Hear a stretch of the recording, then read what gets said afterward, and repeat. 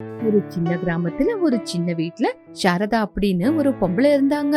அவங்களுக்கு 2 பொண்ணுங்க, அஞ்சலி, வைதேகி. அஞ்சலி அனாத பொண்ணு, வைதேகி அவங்களோட சொந்த பொண்ணு. இருந்தாலும் அவங்க 2 பேரையும் ஒரே மாதிரி தான் பாத்துக்கிட்டு இருந்தாங்க. வைதேகிக்கு அஞ்சலினா பிடிக்கவே பிடிக்காது. அப்பா அம்மாவை புரிஞ்சுக்காம எப்ப பார்த்தாலும் அஞ்சலி கிட்ட வைதேகி சண்டை போட்டுக்கிட்டே இருப்பா. ஒரு நாள் அஞ்சலி, வைதேகி 2 பேரும் ஸ்கூலுக்கு கிளம்பிக்கிட்டு இருந்தாங்க. அப்போ சாரதம்மா கிச்சன்ல இருந்து, அஞ்சலி, டிஃபன் பாக்ஸ் எல்லாம் எடுத்து வச்சுக்கிட்டியாமா? கிளம்பிட்டியா? ஆமா, டிஃபன் பாக்ஸ் எல்லாம், புக்ஸ் எல்லாமே எடுத்து பேக்ல வச்சுக்கிட்டேன். அப்போ வைதேகிக்கு கோவம் வந்து, எப்ப பார்த்தாலும் அவகிட்ட மட்டும் தான் கேக்குறது, என்கிட்ட ஒண்ணுமே கேக்குறது இல்ல. ஐயோ வைதேகி, ஏமா அப்படி நீ தப்பா புரிஞ்சுக்கிற? நீங்க 2 பேரும் என்னோட பசங்க, நான் 2 பேரையும் நல்லா தானே பாத்துக்கிறேன். அதுவும் இல்லாம அவ சின்ன பொண்ணுமா, எது எது எப்ப எடுத்து வைக்கிறான்னு அவளுக்கு தெரியாது. நீ வளர்ந்துட்ட, அதனாலதான் ஒன்னும் கேக்குறது இல்ல. எனக்கு தெரியாமா, உங்களுக்கு உங்க வயித்துல பிறந்த பொண்ணோட அந்த பொண்ணு தானே ரொம்ப பிடிக்கும். அப்படியெல்லாம் தப்பா புரிஞ்சுக்க கூடாதுமா. 2 பேரும் என்னோட பசங்க தான். உங்க 2 பேரையும் ஒரே மாதிரி பாத்துக்கணும் தான் நானும் ஆசைப்படுறேன். நீ பெரிய பொண்ணு, வளர்ந்துட்ட, நீ தானே புரிஞ்சுக்கணும். இவங்க போடுற சத்தத்தை பார்த்து பூஷன் அங்க வந்து, என்னாச்சு, எதுக்காக இப்படி சத்தம் போட்டுக்கிட்டு இருக்கீங்க அப்படின்னு கேட்ட உடனே 2 பேரும் எதுவுமே பேசாம கிளம்பி ஸ்கூலுக்கு போயிட்டாங்க. சாரதம்மா வைதேகி மனசுல இருக்கிற எண்ணத்தை பூஷணுகிட்ட சொன்னாங்க. அது என்ன சாரதா, எதுக்காக வைதேகி அப்படி யோசிக்கிறா? அதுதாங்க எனக்கும் ஒன்னும் புரியல. இந்த பொண்ணு இப்படியே இருந்தா 2 பேருக்குள்ள எப்படிங்க? நீ ஒன்னும் கவலைப்படாத சாரதா, 2 பேரும் வளர வளர எல்லாமே சரியாயிடும் அப்படின்னு சொன்னாரு. இப்படி கொஞ்சம் வருஷங்களாச்சு. 2 பேரும் வளர்ந்து பெருசானாங்க. சாரதம்மாவுக்கு கொஞ்சம் உடம்பு சரியிருக்கல. ஒரு நாள் மயக்கம் போட்டு அவங்க கீழே விழுந்துட்டாங்க. அத பார்த்த பூஷணும் கவலைப்பட்டுக்கிட்டு ஹாஸ்பிட்டலுக்கு கூட்டிட்டு போனாரு. ஹாஸ்பிட்டல்ல 2 பொண்ணுங்களும் வந்து அழுந்துகிட்டு நின்னுட்டு இருந்தாங்க. பூஷணும் கூட அங்கதான் இருந்தாரு. பசங்க கிட்ட, உங்க அம்மாவுக்கு என்ன ஆச்சுன்னு தெரியலமா, இப்பதான் டாக்டர் வந்து உள்ள கூட்டிட்டு போனாங்க. டாக்டர் சாரதம்மா இருக்கிற ரூம்ல இருந்து வெளியே வந்தாங்க. அப்போ பூஷணும் டாக்டரை பார்த்து இப்படி கேட்டாரு, டாக்டர், என் பொண்டாட்டி எப்படி இருக்கா? அவளுக்கு என்ன ஆச்சு? சாரதம்மாவுக்கு கேன்சர். அவங்க கடைசி நாட்களை எண்ணிக்கிட்டு இருக்காங்க. அந்த வார்த்தையை கேட்ட உடனே 3 பேரும் அழுந்துகிட்டே கண்ணீர் விட்டாங்க. என்ன டாக்டர் சொல்றீங்க? என் பொண்டாட்டிக்கு கேன்சரா? எப்படி எப்படி அவளுக்கு கேன்சர் வந்துச்சு? அப்போ டாக்டர், கேன்சர் அப்படிங்கிறது ஒரு நோய். அது எப்போ எந்த நேரத்துல வரும்னு தெரியாது. அப்படி இருக்கும்போது அது எப்படி வந்துச்சுன்னு என்கிட்ட கேட்ட நான் என்ன சொல்றது? எனக்கு சாரதம்மாவை பார்த்த உடனே சந்தேகம் வந்துச்சு, அதனாலதான் டெஸ்ட் பண்ணேன். ஆனா என்னோட சந்தேகம் அப்படியே உண்மையாயிடுச்சு. அவங்கள நீங்க வீட்டுக்கு கூட்டிட்டு போங்க. டாக்டர், எங்க அம்மாவுக்கு கேன்சர் அப்படின்னா எங்களால தாங்க முடியல. தயவு செஞ்சு எங்க அம்மாவை காப்பாத்துங்க டாக்டர். உங்களை கையெடுத்து கும்பிடுறேன். எப்படியாவது எங்க அம்மாவை பொழைக்க வைங்க அப்படின்னு அஞ்சலி அழுந்தா. இங்க பாருங்கம்மா, உங்க அம்மா இப்போ ஃபைனல் ஸ்டேஜ்ல இருக்காங்க. எங்களால எதுவுமே செய்ய முடியாது. அவங்க இருக்கிற வரைக்கும் அவங்கள சந்தோஷமா பாத்துக்குங்க. இப்படி அவங்க டாக்டர் சொன்ன மாதிரி சாரதாவை வீட்டுக்கு கூட்டிட்டு வந்தாங்க. சாரதம்மாவுக்கும் அவங்களோட நிலைமை புரிஞ்சு போச்சு. அவங்க புருஷனை பார்த்து, என்னங்க, இன்னும் கொஞ்ச நாள் தான் நான் உயிரோட இருப்பேன்னு எனக்கு தெரியும். நான் நல்லா இருக்கும் போதே என் பசங்களுக்கு கல்யாணம் பண்ணணும். அவங்க கல்யாணத்தையாவது பார்த்துட்டு கண்ண மூடுறேன். சரி சாரதா, நீ சொன்ன மாதிரியே நான் புரோகிதரை பார்த்து பேசிட்டு வரேன். நம்ம பொட்ட பசங்களுக்கு நல்ல சம்பந்தத்தை பார்க்க சொல்றேன் அப்படின்னு புரோகிதரை பார்க்க போனாரு. புரோகிதரு, வாங்க வாங்க உக்காருங்க அப்படின்னு சொன்ன உடனே பூஷணும் உள்ள போனாரு. என்ன பூஷணும், வீட்ல ஏதாவது பூஜையா? அதுக்காக தான் சொல்ல வந்தீங்களா? ஐயா, இல்லங்க ஐயா, என் பொண்ணுங்களுக்கு மாப்பிள்ளைய பார்க்கணும். அந்த விஷயமா பேசிட்டு போலான்னு தான் இங்க வந்தேன். சரிங்க ஐயா, உங்க பொண்ணுங்களுக்கு ஏத்த ஜோடி வந்தா கண்டிப்பா சொல்றேன். சரிங்க ஐயா அப்படின்னு சொன்ன உடனே அவரு கிளம்பி வீட்டுக்கு போயிட்டாரு. மறுநாள் புரோகிதர் அங்க வந்தாரு. சாரதம்மா புரோகிதரை பார்த்தாங்க. வாங்க புரோகிதரே, வந்து உக்காருங்க. சாரதம்மா, உங்க வீட்டுக்காரர் எங்க, வெளியே போயிருக்காங்களா அப்படின்னு புரோகிதர் கேட்ட உடனே சாரதம்மா அவங்கள பார்த்து, இல்லங்கய்யா, அவரு உள்ளதான் இருக்காரு, இருங்க கூப்பிடுறேன் அப்படின்னு பெட்ரூம்குள்ள இருக்கிற புருஷனை கூப்பிட்டா. பூஷணும் வந்தாரு. ஐயா வணக்கங்க ஐயா, நான் உங்ககிட்ட ஒரு முக்கியமான விஷயம் சொல்றதுக்காக தான் வந்தேன். பட்டணத்துல வினோத் அப்படிங்கிற ஒரு பையன் இருக்கான். அவனுக்கு உங்க பொண்ணை கல்யாணம் பண்ணி கொடுத்தீங்கன்னா அவன் கல்யாணம் பண்ணி பட்டணத்துக்கே கூட்டிட்டு போயிடுவான். விவரத்தை பார்க்கலாம். சரின்னு ஆயிடுச்சுன்னா 2 பேருக்கும் கல்யாணம் பண்ணிடலாம். அந்த விஷயத்தை கேட்டு சாரதா சந்தோஷப்பட்டு புரோகிதர்கிட்ட, புரோகிதரே, ரொம்ப சந்தோஷமான விஷயத்த சொல்லிருக்கீங்க. அவங்கள வர சொல்லுங்க, பார்த்து முடிவு பண்ணலாம். ஏங்க, நான் சொல்றது சரிதானே? சரி சாரதா, வர சொல்லலாம். சரி சரி, அப்ப நான் பையன் வீட்ல போய் இந்த விஷயத்த பத்தி சொல்லிட்டு ஒரு நல்ல நாள் பார்த்து வர சொல்றேன். இப்படி 2 நாளுக்கு அப்புறம் வினோத் அவங்க அம்மா சாவித்திரம்மா வீட்டுக்கு வந்து வைதேகிய பார்த்தாங்க. வைதேகி அவங்களுக்கு புடிச்சு போச்சு. வினோத் கூட வைதேகிய பார்த்து ஒத்துக்கிட்டா. எங்களுக்கு உங்க பொண்ண புடிச்சிருக்கு, ஒரு நல்ல நாள் பார்த்து கல்யாணம் செஞ்சு வைக்கலாம். சரி சாவித்திரம்மா, நீங்க சொன்ன மாதிரியே கல்யாணத்தை செஞ்சிடலாம் அப்படின்னு ஒரு நல்ல நாள் பார்த்து எல்லாரோட முன்னாடி நல்லபடியா கல்யாணம் செஞ்சாங்க. என்னங்க, எனக்கு இப்பதான் நிம்மதியா இருக்கு. வைதேகியோட கல்யாணத்தை முடிச்சிட்டோம், அஞ்சலி கல்யாணத்தையும் முடிச்சிடணும். சரி சாரதா, அஞ்சலிக்கும் நம்ம கல்யாணத்தை செஞ்சு வச்சிடலாம். வைதேகி கல்யாணம் பண்ணிக்கிட்டு பட்டணத்துக்கு புருஷன் வீட்டுக்கு போயிட்டா. பட்டணத்துக்கு போன அஞ்சலிக்கு அப்பா அம்மாவை வந்து பாக்கணும்னு கொஞ்சம் கூட கவலையே இருக்கல. அவ எந்த கவலையும் இல்லாம புருஷன் கூட இருந்தா. அவ புருஷன் இன்னும் கொஞ்சம் வரதட்சணை காசு வேணும்னு அவகிட்ட சொல்லி அவளை இம்சப்படுத்திக்கிட்டு இருந்தா. இந்த பக்கம் சாரதம்மாவுக்கும் உடம்பு ரொம்ப முடியாம போச்சு. அஞ்சலி சாரதம்மாவை ரொம்ப நல்லா பாத்துக்கிட்டா. சொந்த பொண்ணோட இவ பாசத்தை காட்டுறத பார்த்து ஒரு நாள் நைட்டு, அஞ்சலி இங்க வாமா, உங்ககிட்ட ஒரு விஷயம் சொல்லணும் அப்படின்னு சொன்ன உடனே அஞ்சலி அங்க வந்தா. பூஷணம் கூட அதே ரூம்ல தான் இருந்தாரு. அம்மா சொல்லுங்கம்மா, உங்களுக்கு ஏதாவது வேணுமா? எனக்கு ஒண்ணும் வேண்டாமா, உன்னாலதான் இன்னைக்கு நாங்க சந்தோஷமா இருக்கிறோம். அப்போ பூஷணம் கூட, ஆமாமா, உங்க அம்மாவை நீ ரொம்ப நல்லா பாத்துக்கிற. எங்க சொந்த பொண்ணோட வளர்த்த பொண்ணு நீதான் எங்களை ரொம்ப நல்லா பாத்துக்கிற. வைதேகி கல்யாணமாயி போய் இவ்வளவு நாள் ஆச்சு. அப்பா அம்மா எப்படி இருக்காங்கன்னு கூட ஒரு எட்டு வந்து பாக்கல. அப்பா, அக்கா கல்யாணம் பண்ணிட்டு போயிட்டா. அவளுக்கும் அவ வீட்டுல நிறைய பிரச்சனைங்க இருக்கும்லப்பா. அவ குடும்பத்தையும் அவ பாக்கணும்ல. எவ்வளவு நல்ல பொண்ணுமா நீ. உன் அக்காவை பத்தி ஏதாவது சொன்னா நீ அவளுக்காக விட்டு கொடுக்காம பேசுற. என்னம்மா, நீங்க தானே எல்லாத்தையும் சொல்லி கொடுத்தீங்க. அஞ்சலி, எனக்கு ஒரு ஆசைமா. என்ன ஆசைமா, சொல்லுங்கம்மா. நீ கல்யாணம் பண்ணி சந்தோஷமா இருக்கணும். நான் செத்ததுக்கு அப்புறம் நீ ஒண்டியா இருக்க கூடாது. அம்மா கண்டிப்பாமா, உங்க ஆசை பிரகாரம் நான் கல்யாணம் பண்ணிக்கிறேன். ஆனா இப்போ உங்க கூட தான் இருப்பேன். அம்மாவுக்கு உடம்பு சரியில்லைன்னு விஷயம் தெரிஞ்சுக்கிட்ட வைதேகி அம்மாவை பாக்குறதுக்காக வந்தவ அவளோட பிரச்சனைய பத்தி கூட எடுத்து சொன்னா. அம்மா, என்ன மன்னிச்சிடுங்க. என் வீட்லயும் இவ்வளவு பிரச்சனை இருக்கு. உங்களுக்கு உடம்புக்கு முடியலனாலும் என்னால வர முடியல. இப்பதாம்மா உங்களோட அருமை என்னன்னு புரிஞ்சுக்கிட்டேன். என்ன மன்னிச்சிடுங்கம்மா. உங்களுக்கு உடம்பு சரியில்லைன்னு தெரிஞ்சு என்னால வர முடியல. இந்த நேரம் பார்த்து உங்ககிட்ட காசு கேக்குறது சரியில்லை. இருந்தாலும் நான் என்னமா பண்றது, என்னோட நிலைமை கூட சரியில்லை. பரவாயில்லம்மா வைதேகி, நான் நல்லா இருக்கேன். உன் தங்கச்சி என்ன ரொம்ப நல்லா பாத்துக்கிறா. அப்போ வைதேகி வீட்டுக்குள்ள போய் அவளோட கல்யாணத்துக்காக சேர்த்து வச்ச காசு கொண்டு வந்து, அக்கா இந்த காசு எடுத்துட்டு போய் மாமா கிட்ட கொடு. நீங்க 2 பேரும் சந்தோஷமா இருங்க. அஞ்சலி, இந்த காசு உன் கல்யாணத்துக்காக சேர்த்து வச்சது. அக்கா, இப்ப என்னோட கல்யாணம் விட உன்னோட வாழ்க்கை தான்க்கா எனக்கு முக்கியம். இது கொண்டு போய் மாமா கிட்ட கொடுக்கா. 2 பேரும் சந்தோஷமா இருங்க, எனக்கு அதுவே போதும்க்கா. வைதேகி, என்ன மன்னிச்சிடுமா. இவ்வளவு நாளா நான் தப்பு பண்ணிட்டேன். இன்னைக்குதான் கடவுள் என் கண்ணை திறந்துட்டான். அக்கா, நீ தயவு செஞ்சு காசு எடுத்துட்டு போ. வைதேகி மாறினது பார்த்து எல்லாரும் சந்தோஷப்பட்டாங்க. அம்மா வைதேகி, உங்களை பார்த்தா எனக்கு ரொம்ப சந்தோஷமா இருக்குமா. நீங்க எப்பவுமே இப்படியே ஒத்துமையா சந்தோஷமா இருக்கணும், அதுதான் என் ஆசை. கண்டிப்பா இருப்போமா. இப்படி கொஞ்ச நாள்லயே சாரதம்மா உயிரை விட்டுட்டாங்க.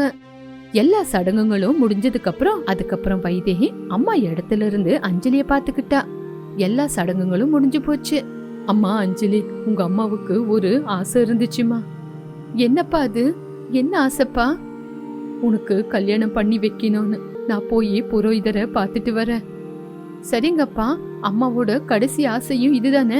ஆனா ஒரு கண்டிஷன், கல்யாணம் ஆனதுக்கு அப்புறம் நீங்க என் கூட தான் இருக்கணும். சரிம்மா, நீ கல்யாணம் பண்ணிக்கிறேன்னு சொன்னியே, அதுவே போதும் எனக்கு. நான் போய் இந்த விஷயத்த பத்தி புரோகிதர்கிட்ட பேசிட்டு வரேன் அப்படின்னு சொல்லி பூஷணும் புரோகிதரை பார்க்க வந்து எல்லா விஷயத்த பத்தி புரோகிதர்கிட்ட சொன்னா. புரோகிதரு அஞ்சலிக்கு ஒரு நல்ல சம்பந்தத்தை பார்த்து எல்லாரும் சேர்ந்து கல்யாணம் பண்ணாங்க. இப்படி அஞ்சலிக்கு சந்தோஷமா கல்யாணம் ஆச்சு. அதுக்கப்புறம் அஞ்சலி கொஞ்ச நாள், வைதேகி கொஞ்ச நாள்னு அவங்க அப்பாவை சந்தோஷமா பாத்துக்கிட்டாங்க. என்ன நடந்துச்சு சாம்பையா? பொண்ண கூட்டிட்டு வா அப்படின்னு சொன்னா நீ ஒண்டியா வந்திருக்க. முகூர்த்தத்துக்கு நேரமாச்சு, பொண்ண கூட்டிட்டு வா. சாம்பையா அழுந்துகிட்டு இருந்தா. நான்சாரையா அவனை பார்த்து கவலைப்பட்டான். என்ன சாம்பையா, இந்த பிசுனாரி நான்சாரையாவ கல்யாணம் பண்ணிக்கிறது உன் பொண்ணுக்கு பிடிக்கல அப்படிதானே? அதனால தானே வரல? புரோகிதர் அப்படி சொல்லிக்கிட்டு இருக்கும்போது நாஞ்சாரையாவுக்கு ரொம்ப கோவம் வந்துச்சு. நீங்க கொஞ்ச நேரம் சும்மா இருங்க, என்ன விஷயம்னு நான் பேசிக்கிறேன். அது இல்லங்க ஐயா நாஞ்சாரையா, நீங்க ஒரு பிச்சைக்காரனுக்கு மட்டும் இல்ல, வீட்டுக்குள்ள இருக்கிற பூனைக்கே ஒரு சாப்பாடு போட மாட்டீங்க. அப்படி இருக்கும்போது உங்களை கல்யாணம் பண்ணிக்கிறதுக்காக யாருதான் முன்னாடி வருவா? அதனாலதான் வைதேகி வரலன்னு நினைக்கிறேன். நீங்க கொஞ்ச நேரம் வாய மூடுறீங்களா? அப்படி சொன்ன உடனே புரோகிதர் சும்மா இருந்தாரு. சாம்பையா, உங்க பொண்ணு எங்க? என் பொண்ணு வீட்டுல இருக்காங்க ஐயா, நீங்களே போய் விஷயம் என்னன்னு கேட்டுட்டு வாங்க அப்படின்னு சொன்ன உடனே நாஞ்சாரையா அங்கிருந்து எந்திரிச்சு வைதேகி கிட்ட வந்தான். என்ன வைதேகி, எதுக்காக அழுந்துகிட்டு இருக்க? பசி எடுத்து அழுவாம வேற என்னங்க செய்யறது? கல்யாணம் ஆனதுக்கு அப்புறம் நம்ம வீட்டுக்கு போவோம்ல, அங்க நிறைய பொருளுங்க இருக்கு. உனக்கு என்ன சமையல் வேணுமோ செஞ்சு வயிறு நிறைய சாப்பிடு. பசிக்கிறது எனக்கு இல்லைங்க, அப்புறம் உங்க அப்பாவுக்கா? என்னோட 2 தம்பிங்களுக்கு தாங்க பசிக்குது. என்னது, உனக்கு தம்பிங்க இருக்கிறாங்களா? இல்லங்க, சித்தப்பா பசங்கங்க. என் தம்பிங்க 2 பேரும் அவ்வளோ பசியில இருக்கும்போது நான் மட்டும் உங்க பக்கத்துல வந்து உக்காந்துக்கிட்டு தாலி கட்டிக்க முடியுமா? எப்படிங்க வந்து மணமேடையில உக்காருது? இங்க பாரு வைதேகி, நம்ம 2 பேருக்கும் கல்யாணம் ஆனதுக்கு அப்புறம் உன் 2 பேரும் அண்ணன் தம்பிங்களை நம்ம வீட்டுக்கு கூட்டிட்டு வா. அவங்களுக்கு எல்லா வகைங்களும் சாப்பாடு செஞ்சு நல்ல வயிறு நிறைய சாப்பாடு கொடுக்கலாம். அப்போ நாஞ்சாரையா எதுவுமே பேசாம கண்ணீர் விட்டுக்கிட்டு இருந்தா. இப்படி அவ கண்ணீர் விட்டுக்கிட்டு இருக்கும்போது வெளியே இருந்து புரோகிதரும் அவங்க அப்பாவும் வந்தாங்க. என்ன இது, மறுபடியும் கல்யாண பொண்ணு அழுவைக்கிறீங்களா? அவளோட தம்பிங்களுக்கு பசி எடுக்குதான், அவங்களுக்கு சாப்பாடு போட்டு கொடுக்கற வரைக்கும் வீட்டுக்குள்ள வரமாட்டாளாம். அதுக்கப்புறம் எதுக்குப்பா நீயும் சும்மா இருக்க? உன் மச்சனுங்களோட பசிய தீர்த்துட்டு அப்புறமா கல்யாணம் பண்ணிக்கோ. நீ கூட சந்தோஷமா உன்னோட மச்சனுங்களுக்கு சாப்பாடு போட்டுட்டு அதுக்கப்புறம் நல்ல விதமா நீயும் கல்யாணம் பண்ணிக்கலாம்ல. சரிங்க புரோகிதரே. சரி வைதேகி, நான் போய் வெளியே உக்காந்துருக்கேன். நீ சீக்கிரமா போய் உன்னோட தம்பிங்களுக்கு சாப்பாடு செஞ்சு கொடு. மாப்பிள்ள, எங்க வீட்டு ஆச்சார பிரகாரம் வரப்போற வீட்டு மருமகதான். வீட்டுக்கு தேவையான எல்லா சமையல் பொருளையும் வாங்கி கொடுத்து அவனோட கையாலேயே அவனுங்களுக்கு சமைச்சு கொடுக்கணும். அக்கா மாமா நல்லா இருக்காரு அப்படின்னு சொல்லணும். அப்பதான் வைதேகி கல்யாணத்தை பண்ணிக்கவா. ஓஹோ, இந்த மாதிரி ஆச்சாரம் எல்லாம் உங்க கணக்குல இருக்குதா? ஆமா, இது எந்த மாதிரி சாஸ்திரம் புரோகிதரே அப்படின்னு புரோகிதரை கூட்டிக்கிட்டு வெளியே வந்தான். உங்களுக்கு 2 மச்சனுங்க அப்படின்னு சொல்றாங்கல்ல, அவங்க போயும் எவ்வளவுதான் சாப்பிட போறாங்க? பெரும் மச்சனுங்க அப்படின்னு சொல்றாங்கல்ல, அவங்க எவ்வளவுங்க தின்னுடுவாங்க அப்படின்னு சொன்ன உடனே ನಾಂಚಾರಯ್ಯ ಕಣಕು போட ಆರಂಭಿಸಾ. ಹಾಗೆ ಹೇಳಿದಾಗ ನಾಂಚಾರಯ್ಯ ನಾಚಿಕೆ ಪಟ್ಕೊಂಡು ಮನೆ ಹತ್ರದಿಂದ வைதேகி ಇರುವಂತಹ ಸ್ಥಳಕ್ಕೆ ಬಂದ. இப்படி கல்யாணம் அப்படின்னு சொன்ன உடனே நாஞ்சாரையாவுக்கு வெக்கம் வந்துடுச்சு. அப்ப அங்க நின்னிருந்த புரோகிதரு தனக்குள்ள தானே இப்படி சொல்லிக்கிட்டாரு. நாஞ்சாரையா, நீ உன்னோட மச்சனங்களை பார்த்ததுக்கு அப்புறம் கல்யாணத்துக்கு எப்படி ஒத்துக்கிற அப்படின்னு நானும் பார்க்க தானே போறேன். இப்போ நாஞ்சாரையா மூஞ்ச பார்த்தா எனக்கு சிரிப்பு தாங்க முடியாதே அப்படின்னு யோசிச்சுக்கிட்டே வைதேகி கிட்ட வந்தாங்க. அப்போ வைதேகி, சரி வைதேகி, உனக்காக உன் தம்பிங்களுக்கு நானே சமையல் பொருளுங்களை வாங்கிட்டு வந்து என் கையார சமைச்சு கொடுக்குறேன். உன் தம்பிங்க எதுக்காக வெளியே நின்றுக்கிட்டு இருக்காங்க, அவங்கள வீட்டுக்குள்ள வர சொல்லு. அவங்க வீட்டுக்குள்ள வந்ததுக்கு அப்புறம் என்ன வேணும்னு கேட்டு சமைச்சு கொடுக்குறேன். டே தம்பிங்களா, உங்களுக்கு வரப்போற மாமா உங்களுக்காக சமையல் செஞ்சு கொடுக்குறாங்களாம், வாங்கடா உள்ள வந்து என்ன வேணும்னு கேளுங்கடா. அப்போ குண்டா இருக்கிற 2 பேரும் நடக்க முடியாம வீட்டுக்குள்ள வந்தாங்க. அவங்கள பார்த்த உடனே நாஞ்சாரையா மயக்கம் போட்டு கீழே விழுந்துட்டா. அத பார்த்த புரோகிதரு கக்க கக்கன்னு சிரிச்சுக்கிட்டே இருந்தாரு. என்னம்மா வைதேகி அப்படி பார்த்துக்கிட்டு இருக்க, உள்ள போய் தண்ணி கொண்டு வந்து அவன் மேல ஊத்துமா. நாஞ்சாரையா எந்திரிச்சாதானே உன் தம்பிங்களுக்கு சமையல் செஞ்சு கொடுத்து கல்யாணம் பண்ண முடியும். அக்கா, நீ எங்கேயுமே போறது வேண்டாம், நாங்க இருக்கும்போது நீ ஏன் உள்ள போனோம்? தண்ணி இல்லாம உங்க மாமாவை எப்படி எழுப்புவீங்க? எங்க மாமாவை எழுப்புறதுக்கு தண்ணி வேண்டாம், நாங்க இருக்கோம்ல. தம்பி, ஆரம்பிக்கலாமா அப்படின்னு சொல்லி 2 பேரும் தும்புனாங்க. அப்படி அவனுங்க 2 பேரும் தும்பின உடனே அவனுங்க வாயிலிருந்து எச்சில் வந்து அவன் மேல விழுந்தது.